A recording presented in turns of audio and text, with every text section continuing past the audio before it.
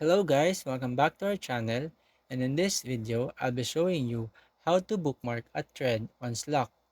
So, let's start. First, open your Slack application and log in to your workspace. Click on this Threads tab, choose the thread that you want to bookmark. Next, click on this More Actions icon that looks like a three dots button located at the top right corner of the thread. In this menu, select Add to Save Items. After that, the thread will be added to your list of saved items, and you can access it quickly by clicking on this Save Items tab in the left sidebar. Take note that these instructions are for Slack on browser only. The exact steps may vary slightly depending on your version of Slack and your operating system. So, that is all for our video. If you wanted to know how to bookmark a thread on Slack, that is the easiest way I know how.